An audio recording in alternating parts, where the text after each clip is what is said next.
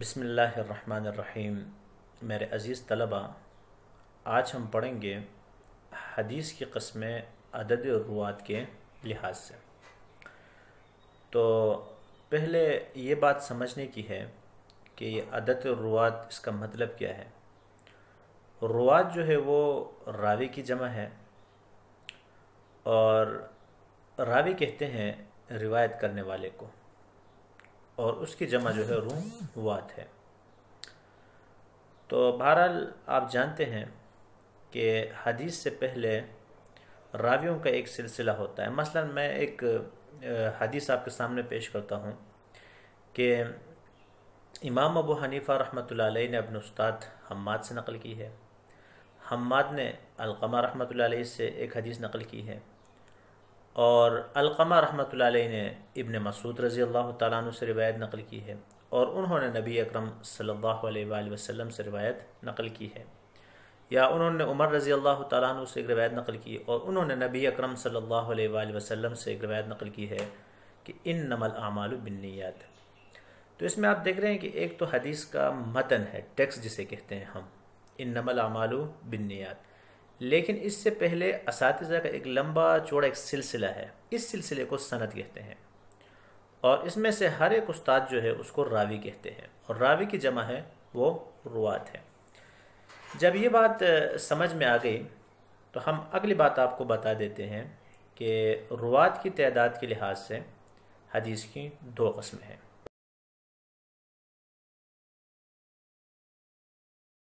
وہ خبر واحد۔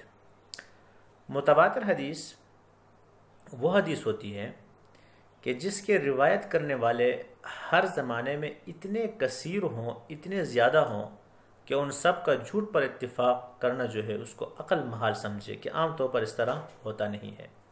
مثلا ہر زمانے میں ہر جگہ میں اتنے لوگ اس کو نقل کرتے ہیں کہ ان کا جھوٹ پر اتفاق جو ہے وہ ممکن نہیں ہے۔ مثلا صبح کی نماز میں 2 رکعت سنتیں ہیں، تو اب ظاہر بات ہے کہ اس 2 رکعت سنت پڑھنے والے عملاً بھی اور نقل کرنے والے بھی ہر زمانے اور ہر وقت میں اتنے زیادہ ہیں کہ ہم یہ نہیں کہہ سکتے کہ انہوں نے کہیں جمع ہو کر جھوٹ پر کیا ہو، اتفاق کیا ہو۔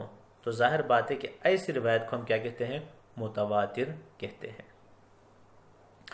اور دوسری جو قسم ہے وہ خبر واحد ہے۔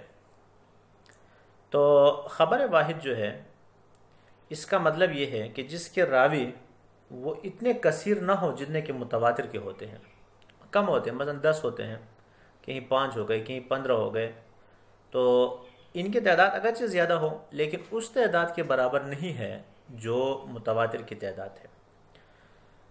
تو بہرحال خبر واحد وہ حدیث ہے کہ جس کے راوی متواتر کے راویوں کی طرح کثیر نہ ہو، زیادہ نہ ہو۔ پھر اس کی 3 قسمیں، خبر واحد کی 3 قسمیں: مشہور، عزیز اور غریب۔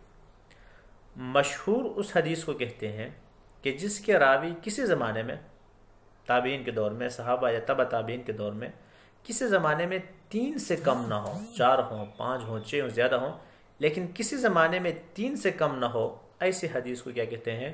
مشہور کہتے ہیں۔ اور عزیز اس حدیث کو کہتے ہیں کہ جس کے راوی کسی زمانے میں 2 سے کم نہ ہو، تو اس کو کیا کہتے ہیں؟ عزیز کہتے ہیں۔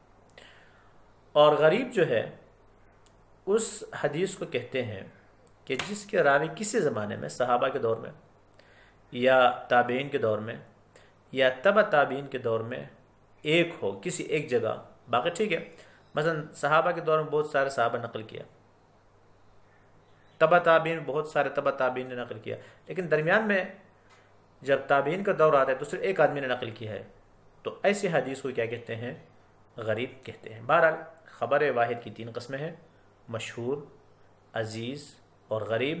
مشہور جس کے راوی کسی زمانے میں 3 سے کم نہ ہو، اور عزیز جو ہے جس کے راوی کسی زمانے میں 2 سے کم نہ ہو، اور غریب جو ہے کہ جس کے راوی کسی زمانے میں 1 سے کم نہ ہو۔